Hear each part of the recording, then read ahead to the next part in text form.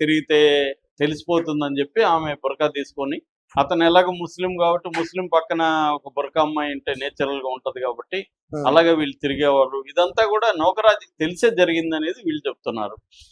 That is number 1. Next వీళ్ళ husband చంపాడని Sadiq అంటున్నారు కదా, దానికి వీళ్ళు ఏమంటున్నారంటే ఫిబ్రవరి 14న లాస్ట్ ఇయర్ ఫిబ్రవరి 14న సాదిక్ కత్తి తీసుకొని వెళ్ళి జగదీశ్వర్ రెడ్డిని బెదిరించాడని ఈ కుర్రాడు చెప్పినట్టుగా ఉదయ్ చెప్పాడు. సో వీళ్ళు ఏం చెప్తున్నారంటే యాక్చువల్గా ఆ రోజు ఫోన్ మామూలుగా వాళ్ళ హస్బెండ్ ఉంటే అమ్మాయి ఫోన్ మాట్లాడుతూ, హస్బెండ్ లేనప్పుడే మాట్లాడుతుంది. ఆ రోజు హస్బెండ్ ఉన్నప్పుడే మాట్లాడింది. ఆ విషయం సాదిక్కి తెలీదు. సడన్ గా హస్బెండ్ ఫోన్ తీసుకున్నాడు. ఏరా నువ్వు ఇట్లా చేస్తావు, నీకు దమ్ముంటే రా, నువ్వు ఇంటికి తేల్చుకుందాం అని బెదిరించాడు. దాంతో సాదిక్ వెళ్ళాడు. ఎలాగనే అతన్ని వాళ్ళ మనుషులు కిచెన్లో బంధించారు. అప్పుడు సాదిక్ కత్తి తీసుకొని, కిచెన్లో ఉన్న కత్తి తీసుకొని వాళ్ళని బెదిరించడానికి ట్రై చేస్తే ఆ క్రమంలో అతనికి చేతి దగ్గర గాయమైంది. అంత తప్ప సాదిక్ చంపడానికి వాళ్ళ ఇంటికి వెళ్ళలేదు అనేది వీళ్ళ వెర్షన్. ఇదంతా ప్రూవ్ కావాలి. ఇవన్నీ కూడా పోలీసులు ఇప్పుడు ప్రూవ్ చేయాలి. ఇన్వెస్టిగేషన్ లో పోలీసులు చేయాలి. That is number 1. నెక్స్ట్ భర్తకు కూడా ఆమె చెప్పినట్టుగా లెటర్ లో కూడా ఉంది. నేను 1 year తర్వాత నా భర్తకు చెప్పాను, నన్ను కాపాడమని సాదిక్ నుంచి అనేది ఆమె రాసుకుంది ఆ లెటర్ లో. అది ఆమె రాసిందా లేదు మనకు తెలియదు. ఆమె పేరుతో ఉన్న లెటర్ లో అది ఉంది క్లియర్ గా. సో అలాగే భర్తకి తెలుసు అన్నట్టుగానే, ఎందుకంటే భర్త ఈమె విడిపోవడానికి రెడీగా ఉన్నట్టే. దాంట్లో కూడా ఆమె రాసింది ఏంటి, నీకు విడాకులు నువ్వు అడిగిన విడాకులు. ఆ వాక్యం కూడా ఎలాగ ఉందంటే, నువ్వు అడిగిన విడాకులు ఇచ్చేస్తాను, నీ ఆస్తి నీకు ఇచ్చేస్తాను. ఎందుకంటే ఆమె భర్త ఆస్తిని తన పేరు రాసుకునిందంట పెళ్ళైనాక. భర్త ఆస్తి అంతా ఈమె పేరుతో ఉంది. అది కూడా నీకు ఇచ్చేస్తాను, నన్ను సాదిక్ నుంచి కాపాడని నేను అడుక్కున్నాను నా భర్తనని కూడా చెప్తున్నాను. అంటే భర్తకి ఈమెకి మధ్య సంబంధాలు లేవు, ఫిజికల్ గా లేవు, ఎమోషనల్ గా లేవు. దాంతో ఈమె అతనితో సాదిక్తో పేరు పెట్టుకుంది. ఇంతవరకు మనకి అర్థమవుతుంది ఇరు వర్గాల వైపు నుంచి. అయితే సాదిక్ చంపలేదు, సైనడ్ ఇవ్వడం అదంతా అబద్ధము. సాదిక్ అతన్ని చంపాల్సిన అవసరం లేదు. ఈమె ఏమన్నా చంపిందా మాకు తెలియదు. అతనికి యాక్చువల్గా ఆరోగ్యం బాగాలేదని వాళ్ళు చెప్తున్నారు, తల్లి అతను. ఎందుకంటే ఇక్కడ కూడా చూపించారు హాస్పిటల్లో, మళ్ళీ అక్కడ హైదరాబాద్కి తీసుకెళ్లారు. అక్కడే అతను చనిపోయాడు హైదరాబాద్ హాస్పిటల్లో. వాళ్ళు సర్టిఫికేట్ కూడా ఇచ్చారు, లంగ్స్ ప్రాబ్లము, తర్వాత మల్టీ ఆర్గాన్ ఫెయిల్యూర్ అనేది ఇచ్చారనేది వీళ్ళు చెప్తున్నారు. తర్వాత ఆస్తులు మేము ఒక్క నయ పైసా కూడా తీసుకోలేదు. తీసుకుంటే మా దగ్గర రికార్డులు ఉండాలి, రిజిస్ట్రేషన్ చేసుకొని ఉన్నారు అని చెప్తున్నారు కదా.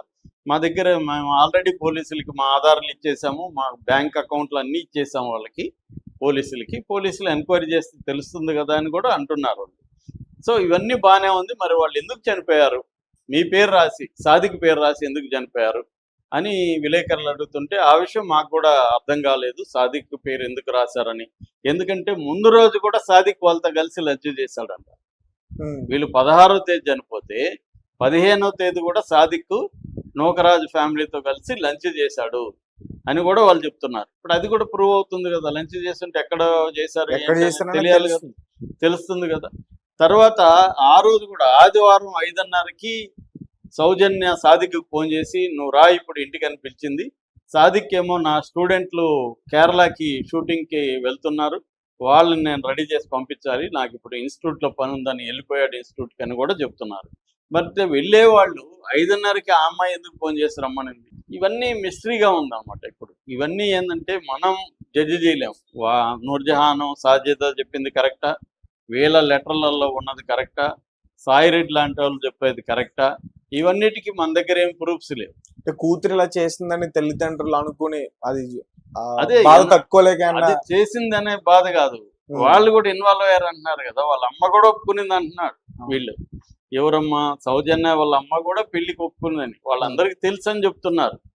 మరి వాళ్ళ కారణం ఏమై ఉండొచ్చు అనేది తెలియాలి. ఇక్కడ ఏంటంటే ఒక్కొక్కసారి ఇప్పుడు ఇక్కడ ఆమె విజయారెడ్డి ఇద్దరు టీనేజ్ పిల్లల్ని తీసుకెళ్లి సూసైడ్ చేసుకున్నారు. రూపారెడ్డి, విజయారెడ్డి, రూపారెడ్డి వేరు. రూపారెడ్డి ఏమో మన ప్రిన్సిపాల్. ఈ విజయారెడ్డి చేసిన ఇప్పటి వరకు పోలీసులు అథెంటిక్ గా ఎందుకు ఆమె ఆత్మహత్య చేసుకుందో ప్రెస్ మీట్ పెట్టి చెప్పలేదు ఇప్పటి వరకు. రేపు ఇదైనా చెప్తారా లేదో నాకు డౌటే.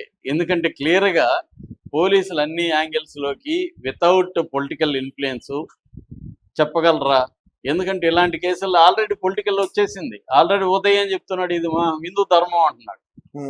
హిందూ ధర్మం ఎక్కడుంది దీంట్లో? హిందూ ధర్మానికి సంబంధించింది ఏమీ లేదు. ఆ అమ్మాయి నన్ను కన్వర్ట్ కమ్మన్నాడు అనేది మాత్రం చెప్తుంది. అట్లాగే బాబుని టెర్రరిస్టులకు అమ్మేస్తానని బెదిరించాడని చెప్తుంది. అసలు వాళ్ళ ఫ్యామిలీని చూస్తే ఏమి టెర్రరిస్టులుగా ఏమి కనిపించట్లేదు. వాళ్ళు ఓపెన్ గానే ఉన్నారు. ఎప్పటి నుంచో కాకినాడలోనే ఉన్నారు వాళ్ళు. టెర్రరిస్టులు అయితే మరి ప్రూవ్ అవ్వాలి కదా, ఉండాలి కదా సంబంధాలు. మరి ఎందుకు మీ వాడు పారిపోయాడు అంటే భయపడి పారిపోయాడు మా వాడు అని చెప్తున్నారు. నిజంగా టెర్రరిస్ట్ అయితే అంత మినిమం జ్ఞానం ఉండేవాడు ఎవడు? మనం ఫోన్ చేస్తే ఇంట్లో వాళ్ళ రేపు పొద్దున పోలీసులు వెళ్ళి ఇంట్లో వాళ్ళ ఫోన్ చూస్తే ఇక్కడ నుంచి ఫోన్ నెంబర్ వెళ్తుంది, వాళ్ళు ట్రాక్ చేస్తారని ఒక కామన్ సెన్స్ కూడా అబ్బాయికి లేదా? సో అక్కడే దొరికాడు కదా అతను. సో కాబట్టి అతను ఏమి పెద్ద టెర్రరిస్టు లాంటిదేమి పోలీసులే చెప్పట్లేదు.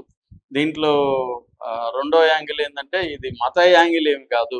ఇంకొకటి ఏంది, సాయిరెడ్డి ఏం చెప్తున్నాడు అసలు? ఆయన సాయిరెడ్డికి మైండ్ ఏమైనా అయిందని నాకు డౌట్ వచ్చింది మనం ఆయన మాట్లాడిన ప్రెస్ మీట్ చూస్తే. 15 కుటుంబాలని ఇతను మోసం చేశాడు.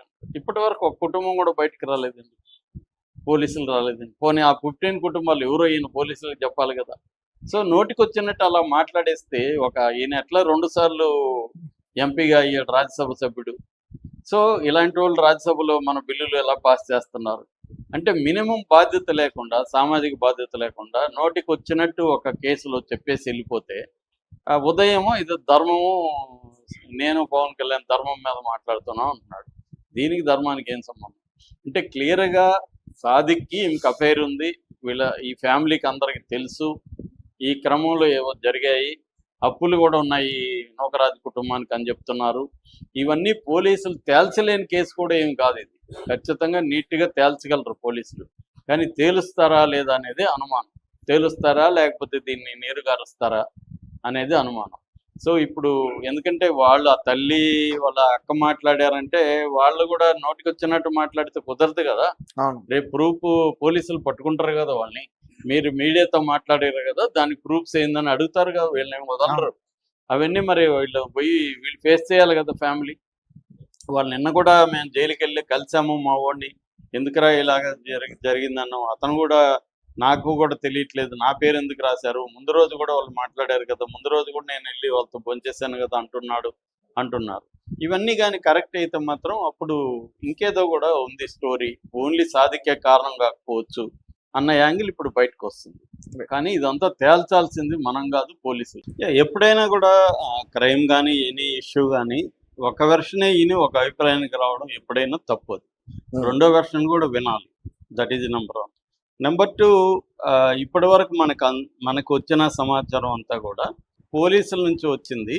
కొంతవరకు పోలీసులు అఫీషియల్గా చెప్పిన వెర్షను.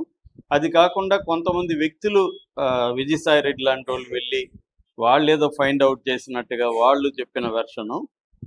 తర్వాత బాబు చెప్పినట్టుగా, బాబు మీడియాతో 2-3 ముక్కలు మాట్లాడాడు తప్ప డీటెయిల్గా బాబు ఏం మాట్లాడలేదు. బాబు చెప్పినట్టుగా ఇంకొంతమంది ఉదయ్ శ్రీనివాస అతను ఎవరు ఉన్నాడు కదా ఎంపీ. లలిత అదిరే ఆషాఢం శుభకర శ్రావణం డబుల్ ధమాకా. అన్ని బంగారు నగలపై తరుగులో 1% తగ్గింపు. పాత బంగారు నగల ఎక్స్చేంజ్ గ్రాముకు 150 రూపాయల అదనం. ఈ ఆఫర్ లలిత జ్యువెలరీ మార్ట్ లిమిటెడ్ అన్ని బ్రాంచుల్లో వర్తిస్తుంది. అలాంటి వాళ్ళు చెప్పిన ఇన్ఫర్మేషన్ తప్ప మనకి వేరే ఇన్ఫర్మేషన్ మీడియాకి కానీ లేకపోతే పబ్లిక్ కానీ తెలియదు. అంటే అవతల సాదిక్ మీడియాతో మాట్లాడలేదు, సాదిక్ ఫ్యామిలీ కూడా ఇప్పటి వరకు మాట్లాడలేదు. అయితే సాదిక్ని ఒక టెర్రరిస్ట్గా ఇదంతా కూడా లవ్ జిహాద్ అని ఇవన్నీ ప్రచారంలోకి విపరీతంగా వచ్చాయి. ఇది ముఖ్యంగా విజయసాయి రెడ్డి లేవనెత్తాడు. అంతకుముందు కూడా చాలా మంది నెటిజన్స్ ఇది లవ్ జిహాద్, అతను ముస్లిం గానే లవ్ జిహాద్ అనేయడం చాలా మందికి అలవాటు అయిపోయింది, ఏ రకమైన ఆధారాలు లేకుండా. సాయి రెడ్డి దగ్గర కూడా ఏ రకమైన ఆధారాలు లేవు, ఆయన దగ్గర ఉంటే ప్రజెంట్ చేయాలి, అవేమి లేవు. నోటికి వచ్చినట్టు ఆయన కూడా మాట్లాడేసి వెళ్ళిపోయాడు. ఇప్పుడు దీంట్లో ఆల్రెడీ వైరుధ్యాలు ఉన్నాయి ఈ స్టోరీలో. ఎందుకంటే ఈ జగదీశ్వర్ రెడ్డి సౌజన్య వాళ్ళ హస్బెండ్ సాదిక్ చంపేశాడని సౌజన్య రాసినట్టుగా ఒక లెటర్, ఆ సౌజన్య లెటర్ రాసిందా లేకపోతే ఎవరు రాశారా అనేది కూడా ఇప్పటికి కన్ఫర్మేషన్ లేదు. ఎందుకంటే మనకి ఆమె హ్యాండ్ రైటింగ్తో, ఆమె వచ్చి పెన్నుతో రాసింది. ఎందుకంటే పెన్ను రాస్తుంటే పెన్ను కూడా వణుకుతుందని కూడా వాక్యం ఉంది. మరి ఆ లెటర్ ఏమైంది? అది వదిలేసి టైపుడ్ లెటర్ ఎందుకు బయటకు వచ్చింది? అది నిజమేనా, అసలు ఆమెదేనా ఆ లెటరు అన్న అనుమానాలు కూడా ఉన్నాయి మనకి.